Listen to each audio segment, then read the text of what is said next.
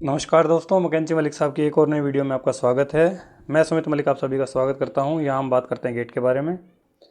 आज की वीडियो में हम क्या करने वाले हैं, आज की वीडियो में हम रिवाइज करेंगे आरएसी गेट के पॉइंट ऑफ व्यू से। तो आरएसी आप सबने पढ़ लिया है और हम इसमें 6 चैप्टर पढ़ते हैं। वीडियो के लास्ट में हम देखेंगे इस पूरे सब्जेक्ट को एक पेज में, सिंगल पेज में कैसे रिड्यूस किया जाए। ठीक है, तो सबसे पहले हम देख लेते हैं 6 चैप्टर हमने कौन कौन से पढ़े हैं। सबसे पहले हमने पढ़ा है बेसिक कंसेप्ट्स, उसके बाद हमने पढ़ा है वीसीआरएस, उसके बाद पढ़ा है वीएआरएस, उसके बाद पढ़ा है रेफ्रिजरेंट्स,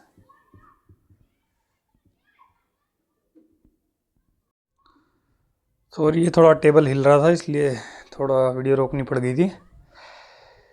अब 4th चैप्टर हम पढ़ते हैं रेफ्रिजरेंट्स, 5th चैप्टर हम पढ़ते हैं उसके बाद रिवर्स बायरेटन साइकिल, और लास्ट में हम पढ़ते हैं एयर कंडीशनिंग।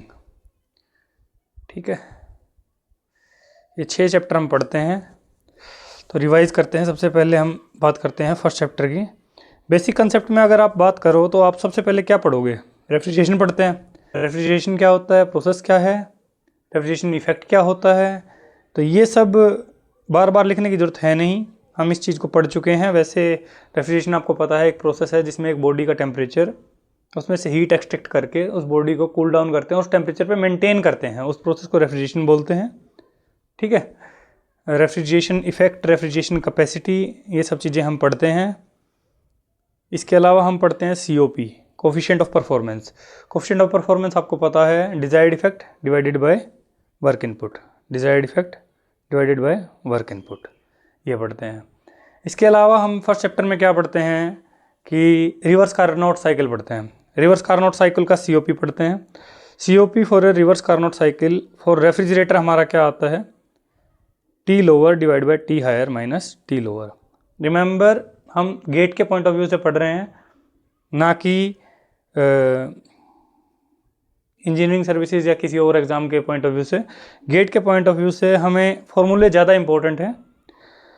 तो ये है रिवर्स कार्नोट साइकिल का COP रेफ्रिजरेटर के लिए। अब अगर बाय द वे इसमें हम COP ऑफ पंप निकालते हैं तो हम हमारा डिजायर्ड इफेक्ट उस केस में चेंज हो जाएगा। हमें हीट पंप चाहिए तो हीट पंप के केस में क्या होगा? कूलिंग नहीं, हमें हीटिंग इफेक्ट चाहिए होता है। यहाँ पे कूलिंग इफेक्ट चाहिए तो T लोअर हो गया, यहाँ पे हीटिंग इफेक्ट चाहिए तो T हायर हो गया, divide by T higher minus T lower. ठीक है, और अगर एफिशिएंसी ऑफ इंजन की बात करें, working between same temperature limits, तो वो हो जाएगा T higher minus T lower divide by T higher. ठीक है जी, ये तीनों रिलेशन से हमें क्या पता है?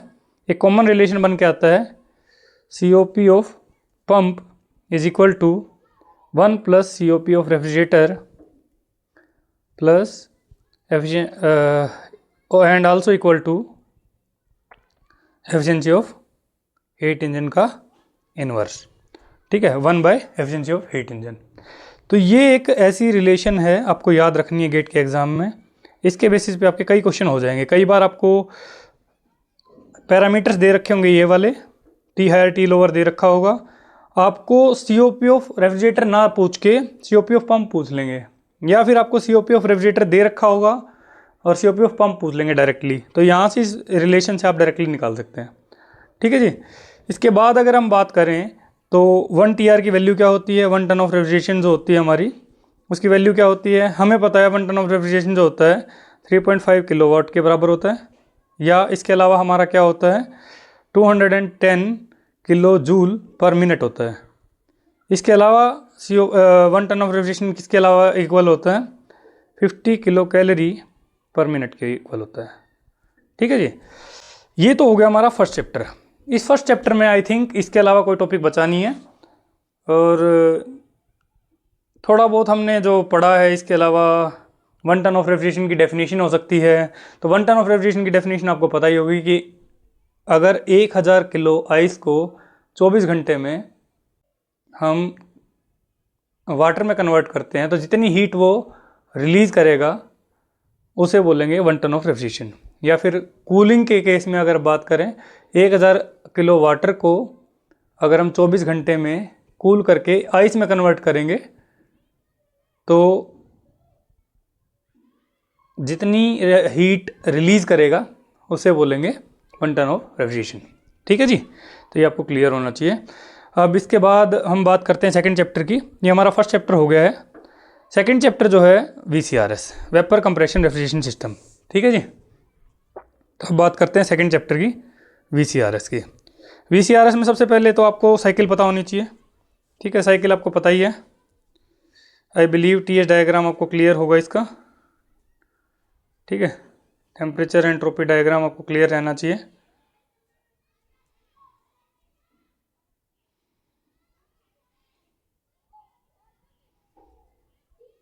One two three four. ठीक है जी, तो यहाँ पे ये आपको क्लियर है, चारों पॉइंट बार बार बताने की ज़रूरत नहीं है। अब इस केस में अगर हम बात करें, COP का फॉर्मूला आपसे पूछ सकते हैं या COP के बेस पे क्वेश्चन आ सकता है आपके VCRS का। COP जो आएगा रेफ्रिजरेटर की, या COP हमारा VCRS की COP क्या होगी, H1 माइनस H4, जो कि हमारा रेफ्रिजरेशन इफेक्ट है, H1 minus H4 divide by H2 minus H1। ठीक है जी, तो ये हमारा आ गया रेफ्रिजरेटर का COP या फिर VCRS का COP, सॉरी। ठीक है, तो ये हमारा सेकंड चैप्टर का जो मेन फॉर्मूला है यही है। इसके अलावा इसमें क्या लगेगा, कभी हीट एक्सचेंजर लगा देंगे। तो हीट एक्सचेंजर के केस में हमारा रेफ्रिजरेशन इफेक्ट मैंने बता ही रखा है कि H1 माइनस H4 ही होगा। यहाँ पे H2 या 2 डैश या 1 डैश जो भी आप लिखना चाहो वो लिख सकते हैं। हमारा वर्क इनपुट हो जाएगा H2 माइनस H1 डैश हो जाएगा, जो हमारा नई वैल्यू आएगी। ठीक है जी, ये आपको बार बार लिखने की जरूरत नहीं है। आपको जितना याद है उन टॉपिक्स को लिखने की बजाय 1 पेज में जब रिड्यूस करोगे तो आपको वो चीज़ें नहीं लिखनी है जो आपको याद रहती हैं।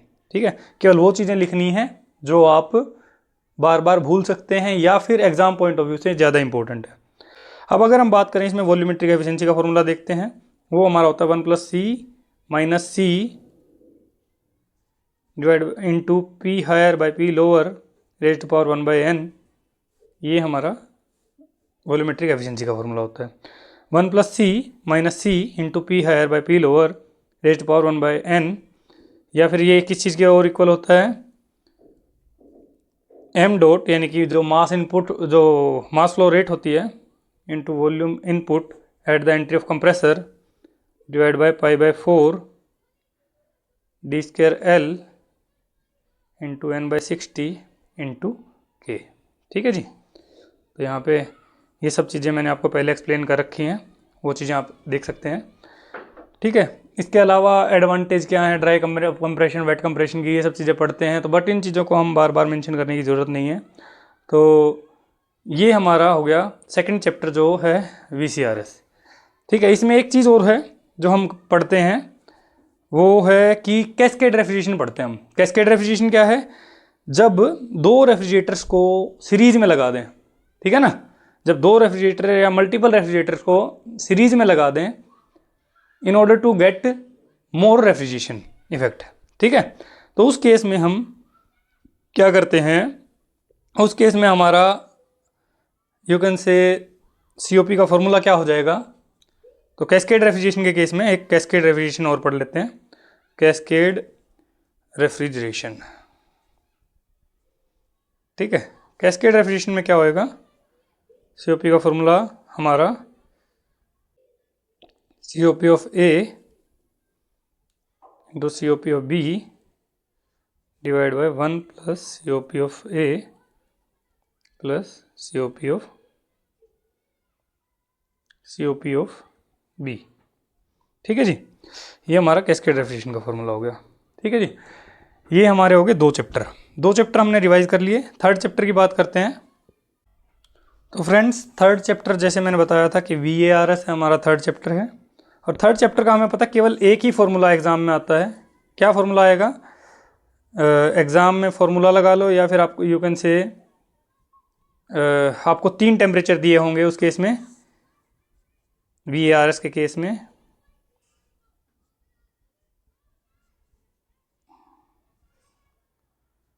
आपको एक सिंपल सा कंसेप्ट याद रखना है इस केस में कि ऊपर वाले जो दो इक्विपमेंट रहेंगे उनके बीच में आपको इंजन एज्यूम करना है और नीचे वाले दो के बीच में आपको रेफ्रिजरेटर एज्यूम करना है। ये मैं पहले चीज़ें बता चुका हूँ, बार बार रिपीट करने की ज़रूरत नहीं है।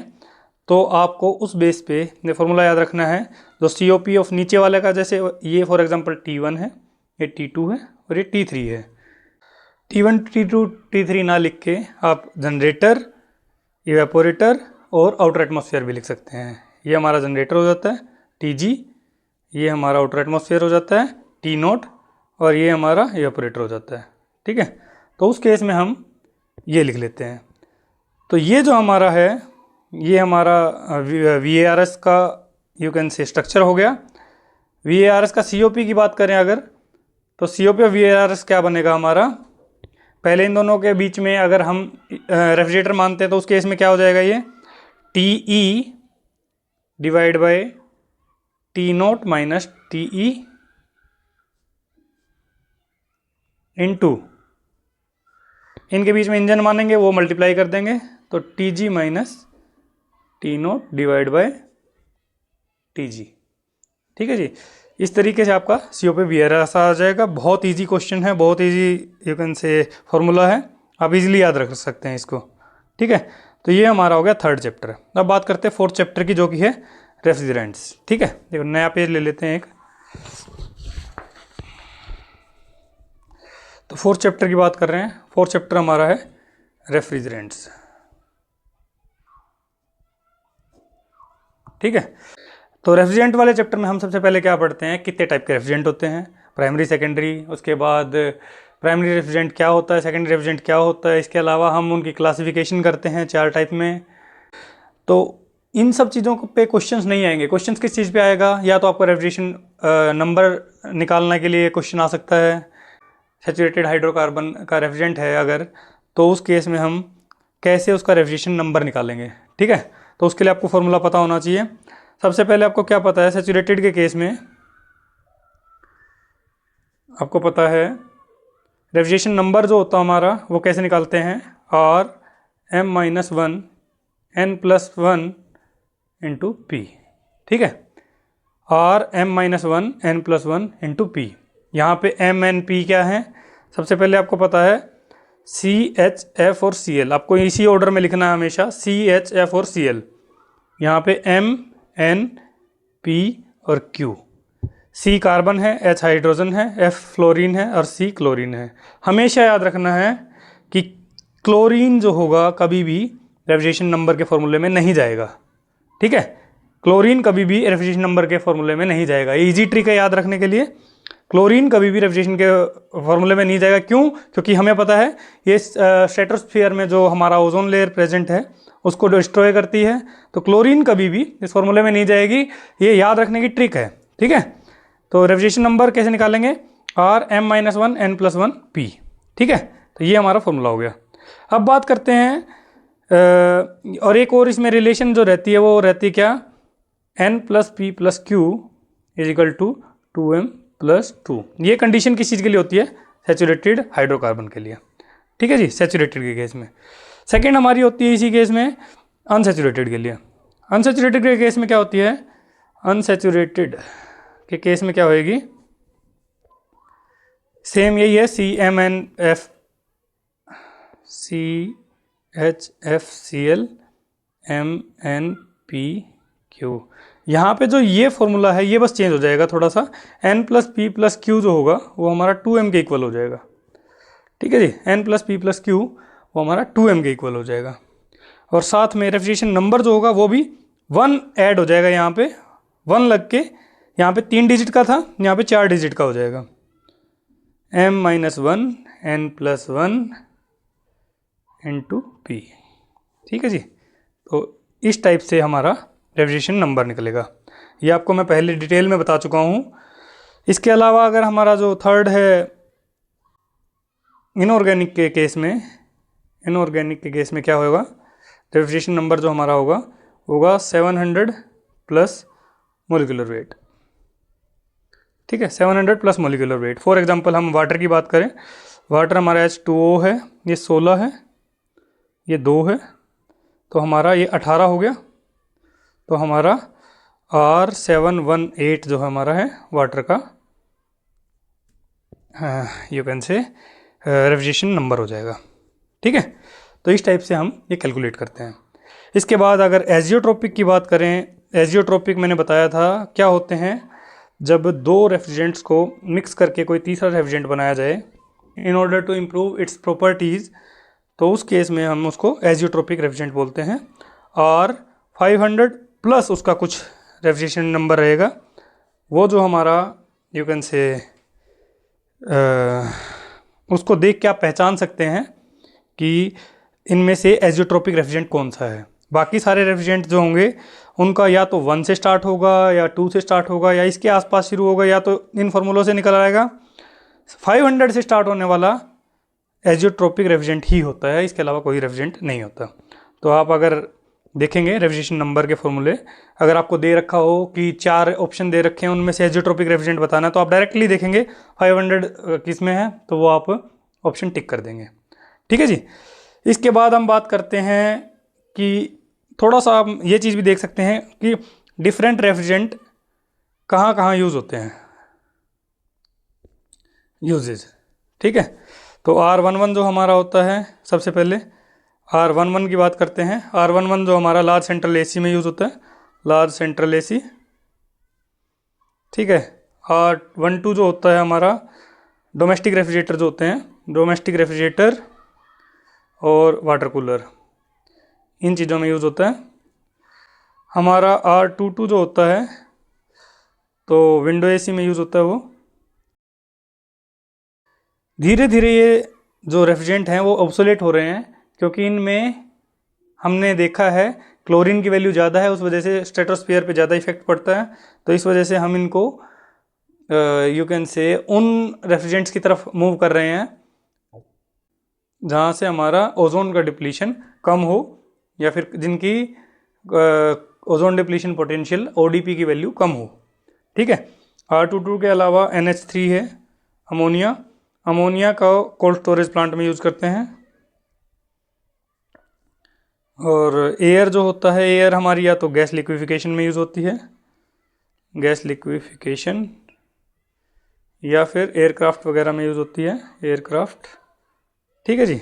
इसके अलावा हमारा कार्बन डाइऑक्साइड है, तो कार्बन डाइऑक्साइड को हम डायरेक्ट कॉन्टैक्ट फूड फ्रीजिंग में यूज़ करते हैं, direct contact food freezing.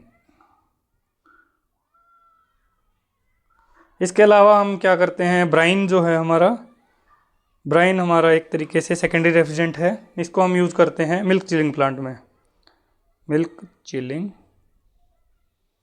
Plant. ठीक है जी। तो ये सब हमारे रेफ्रिजरेंट हैं। और हम इसमें क्या याद रख सकते हैं, वैसे हमें फिजिकल प्रॉपर्टी, केमिकल प्रॉपर्टी हमने पढ़ी है, थर्मोडायनेमिक प्रॉपर्टी पढ़ी है, वो सारी है वैसे याद ही रहती हैं, उनको रिवाइज कर सकते हैं आप, बट आई थिंक उन पे ज़्यादा क्वेश्चंस बनते नहीं हैं। फिर भी अगर आपको कोई चीज़ें याद करनी है तो याद कर सकते हैं। इसके अलावा हमारा एक चीज़ इम्पोर्टेंट जो चीज़ है वो ये है कि जैसे कि अमोनिया जो है, अमोनिया के केस में हम कभी भी कॉपर का यू कैन से कॉपर की पाइप्स यूज़ नहीं करते। अमोनिया अगर एज ए रेफ्रिजरेंट यूज़ करते हैं क्योंकि वो कॉपर के साथ रिएक्ट कर जाता है, इसलिए उस केस में कास्ट आयरन की पाइप्स यूज़ करते हैं। और फ्रियोन गैसेस के केस में, फ्रियोन गैसेस के केस में हम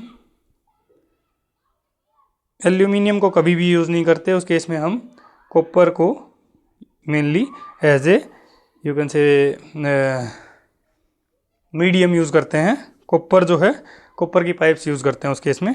एल्यूमिनियम के साथ फ्रियोन गैसेस जो हैं रिएक्ट कर जाती हैं, जो हमारी R12 या R11 है, या ये सब जो गैसेस हैं वो हमारी एल्यूमिनियम को उनके साथ यूज़ नहीं करते। ये हमारा हो गया जी चैप्टर नंबर 4। ठीक है, अब बात करते हैं चैप्टर नंबर 5 की। चैप्टर नंबर 5 हमारा है रिवर्स बायरेटन साइकिल। ठीक है, तो रिवर्स बायरेटन साइकिल में हम जो मेनली पढ़ते हैं बेल कोलमैन साइकिल पढ़ते हैं। Reverse Brayton cycle, Bell Coleman cycle एक ही नाम है। इसकी एफिशिएंसी का फॉर्मूला देख लेते हैं। ठीक है, एफिशिएंसी का फॉर्मूला क्या होता है इसका, हमें पता है कि Q supplied divide by work of compressor minus work of turbine. यहाँ पे हमें पता है दोनों के दोनों सेम मीडियम है, तो हम इसको निगलेक्ट नहीं कर सकते, निगलेजिबल नहीं है ये। तो इसलिए, और एक और चीज़ जो हमारे किस टर्म में कर सकते हैं, प्रेशर रेशियो की टर्म में कर सकते हैं, R P raise to power gamma minus one by gamma minus one. ठीक है जी, ये हमारा रिवर्स बायरेटन साइकिल का COP का फॉर्मूला हो गया। इसमें एक चीज़ और इम्पोर्टेंट है, वो जो हम बार बार मैंने बताया भी था, T2 into T4 is equal to T1 into T3, odd odd even even, याद रखने का तरीका इवन ओड।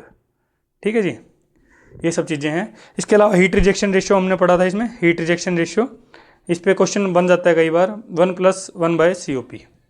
ठीक है, ये हमारा हो गया रिवर्स बायरेटन साइकिल। इसके अलावा कोई ज़्यादा इंपॉर्टेंट चीज़ अगर आपको लगे तो आप पढ़ सकते हैं, अदरवाइज मेरे हिसाब से और कोई क्वेश्चन बनेगा नहीं यहाँ से। उसके बाद बात करते हैं चैप्टर नंबर 6 जो हमारा है, वो है एयर कंडीशनिंग। एयर कंडीशनिंग, ठीक है। एयर कंडीशनिंग में हमने सबसे पहले क्या पढ़ा था कि भाई हमारा WBT क्या है, ड्राई बल्ब टेम्परेचर क्या है, वेट बल्ब टेम्परेचर क्या है, एयर कंडीशनिंग किसको बोलते हैं, स्पेसिफिक ह्यूमिडिटी क्या है, या हमारी रिलेटिव ह्यूमिडिटी क्या है, ये सब चीज़ें हम पढ़ते हैं। अब इसके कुछ एक के फॉर्मूले देख लेते हैं। जो हमारा स्पेसिफिक ह्यूमिडिटी होती है, ओमेगा होता है mv/ma, ठीक है। ये हमारा होता है 0.622 PV/P माइनस PV, ठीक है जी। ये हमारा हो गया स्पेसिफिक ह्यूमिडिटी का फॉर्मूला। इसके अलावा जो है हमारा सेकंड है रिलेटिव ह्यूमिडिटी का फॉर्मूला। तो रिलेटिव ह्यूमिडिटी हमारी होती है PV/PVS, ठीक है, या फिर इसको हम MV/MVS भी बोल सकते हैं, ठीक है। ये हमारा हो गया रिलेटिव ह्यूमिडिटी। थर्ड हमारा हो गया, you can say degree of saturation. वो हमारा हो गया, डिग्री ऑफ सेचुरेशन हो जाएगा specific humidity normal divide by specific humidity at saturated state 5 into P-PVS divide by P-PV। ये सब चीज़ें मैंने डिटेल में बता रखी हैं। RSC के कंप्लीट लेक्चर अगर देखने आप देख सकते हैं, बट इस टाइम पे रिवीजन का टाइम है तो मैं बोलूँगा कि आप उनको अवॉइड कीजिए, और फिलहाल आप फोकस कीजिए किस चीज़ पे कि आपका रिवीजन अच्छे से हो। उसके बेसिस पे अगर आप कुछ प्रैक्टिस कर सकते हैं वो प्रैक्टिस कीजिए। डिग्री ऑफ सेचुरेशन का फॉर्मूला है, डिग्री ऑफ सेचुरेशन, ठीक है। जो इसके बाद आता है एप्जॉन फार्मूला। एप्जॉन फार्मूला बहुत इंपॉर्टेंट है, मैंने पहले बताया था आपको। ये हमारा PV को निकालने के लिए रहता है, PV dash minus 1.8P into T minus T dash divide by 2700, ठीक है। ये सब चीज़ें मैं पहले बता चुका हूँ, ठीक है, बार बार रिपीट करने का कोई मतलब नहीं है, बट फिर भी आप लोग इस चीज़ को डिटेल में देख सकते हैं, ठीक है जी। ये हमारा हो गया। और इसके अलावा फिफ्थ फार्मूला हम निकालते हैं एंथैल्पी के लिए, निकालते हैं एंथैल्पी को कैलकुलेट करने के लिए 1.005T plus omega into 2500 plus 1.88T। ये हमारा होता है किलो जूल पर किलोग्राम में, ठीक है। ये हमारा यूनिटलेस है, ये भी हमारा यूनिटलेस है, या फिर इसको हम ग्राम पर किलोग्राम ऑफ ड्राई एयर भी लिखते हैं, इसको हम परसेंटेज में लिखते हैं, इसको भी परसेंटेज में लिखते हैं। यहाँ पे हमारा बार में रहेगा, या जैसे भी जो इनकी वैल्यू रहेगी, जिस भी फॉर्मूले, जिस भी यू कैन से यूनिट में रहेगी, उसी यूनिट में हमारा ओवरऑल रिजल्ट निकलेगा। ये हमारा एंथैल्पी का फॉर्मूला हो गया। इसके अलावा हम जो देख सकते हैं, एक बाईपास फैक्टर पढ़ते हैं हम इसमें। बाईपास फैक्टर पढ़ते हैं तो बाईपास फैक्टर जो हमारा होता है कि कितनी एयर जो है वो बाईपास हो गई, यू कैन से BPF, या फिर एक्स की फॉर्म में लिखते हैं इसको, temperature of coil minus outer temperature divide by temperature of coil minus inlet temperature. ये हमारा हो जाएगा बाईपास फैक्टर का फॉर्मूला, ठीक है। साथ में एफिशिएंसी अगर पूछ ले कोयल की, एफिशिएंसी का फॉर्मूला क्या हो जाएगा, 1 माइनस बाईपास फैक्टर, ठीक है जी। ये हमारा हो गया बाईपास फैक्टर। अगर एक सीरीज़ में कई सारी कोयल्स लगा रखी हैं, उस केस में बाईपास फैक्टर क्या होगा, उस केस में हमारा बाईपास फैक्टर हो जाएगा x⁻n, अगर सबका बाईपास फैक्टर x है तो, ठीक है। अगर बाय द वे अलग अलग है तो उनके सबकी मल्टीप्लाई कर दो, x1 x2 x3 x4 x से करके, तो भी फॉर्मूला निकल जाएगा। एक लास्ट चीज़ जो हमने इसमें देखी थी वो चीज़ है room sensible heat, room latent heat का फॉर्मूला। रूम सेंसिबल हीट जो हमारा है वो 0.0204 CMM डेल्टा टी, ठीक है, 0.0204 CMM डेल्टा टी, ये क्या है, क्यूबिक मीटर पर मिनट, ठीक है जी। इस अकॉर्डिंग आपको ये चीज़ें याद रखनी है, किलोवाट में आती है ये। रूम लेटेंट हीट भी याद रखनी है, रूम लेटेंट हीट, और 50 इंटू CMM डेल्टा ओमेगा, ये हमारी किलोवाट में है। मैंने बताया था याद रखने का तरीका क्या है, ट्रिक क्या है, एस के बाद टी आता है, एस के बाद टी आता है अल्फ़ाबेट्स में, तो उसी अकॉर्डिंग याद रखना है। एस वाले फार्मूले में टी रहेगा और एल वाले में ओमेगा रहेगा, ठीक है। तो ये हमारा जो है याद रखने का मेन तरीका है, सारा हमने RAC रिवाइज कर दिया है, और आई होप सारा का सारा कवर हो गया है। इन केस अगर कुछ बचता है तो फिर एक चीज़ और देख लेते हैं, जो कंडेंसर जो हमारे होते हैं, कंडेंसर को याद रखने का तरीका, कंडेंसर की मैंने क्लासिफिकेशन जब बताई थी, तो कंडेंसर के केस में मैंने बताया था 3 टाइप के कंडेंसर जो होते हैं। कंडेंसर जो हमारे एयर कूल्ड होते हैं, एयर कूल्ड को हम यूज़ करते हैं 3 TR तक, उसकी जो मैक्सिमम कैपेसिटी होती है 3 TR तक रहती है। वाटर कूल्ड होते हैं, वाटर कूल्ड वाले में कैपेसिटी ऑब्वियस सी बात है, इसका जो स्पेसिफिक हीट है बढ़ जाती है, तो वाटर कूल्ड वाले में DT SC ST इस तरीके से शॉर्टकट बना के आप यूज़ करेंगे इसको। तो ये डबल ट्यूब है, डबल ट्यूब वाले में 10 TR तक यूज़ करते हैं। शेल एंड कोयल वाले में, शेल एंड कोयल वाले में 50 TR तक, शेल एंड ट्यूब वाले में 1000 TR तक, ठीक है जी। तो ये हमारी, इस पे क्वेश्चन अगर बन जाए तो वो आप कर सकते हैं। एक जो हमारा ये वाटर कूल्ड हो गया, एक इवेपोरेटिव कूलिंग होती है। इवेपोरेटिव कूलिंग में आपको पता है कि जब वाटर की स्कैरसिटी होती है, ये इसको कब यूज़ करते हैं, जब व्हेन वाटर इज लेस, या फिर water is scarce in amount, you can say water is scarcity हो वाटर की, या फिर वाटर कम अमाउंट में अवेलेबल हो, वाटर इज लेस, ठीक है, अवेलेबिलिटी जो वाटर की कम है। तो ये देखिए हमने ना दोनों ही केवल 2 पेज में हमने सारा ये रिड्यूस कर दिया है, पूरा का पूरा RAC आपका रिवाइज हो गया है। बट इसको भी अगर आप ध्यान से देखें तो मैंने बहुत आपको समझाने के वे से लिखा है। अगर आप इसको रिवीजन के वे से लिखेंगे तो आप जब खुद के हिसाब से लिखेंगे तो ये सारा का सारा रिड्यूस होकर सिंगल एक साइड में भी आ जाएगा। कि जैसे मैं आपको दिखा देता हूँ जो मैंने लिख रखा है, मेरे उसके लिए रिवीजन के लिए कभी मैंने लिखा था, तो इस तरीके से आप अगर देखेंगे तो ये देखिए फर्स्ट चैप्टर जो हमने पढ़ा था VCRS, COP ऑफ रेफ्रिजरेटर हो गया, यहाँ पे COP ऑफ रेफ्रिजरेटर +1, ये हमारा एफिशिएंसी वाला फार्मूला वाला हो गया, 1 TR की वैल्यू आ गई। इसके अलावा सेकंड चैप्टर जो हमारा VCRS था, उसके अंदर VCRS की COP का फार्मूला हो गया, वॉल्यूमेट्रिक एफिशिएंसी का फार्मूला हो गया, कैस्केड रेफ्रिजरेशन का फार्मूला हो गया, ठीक है।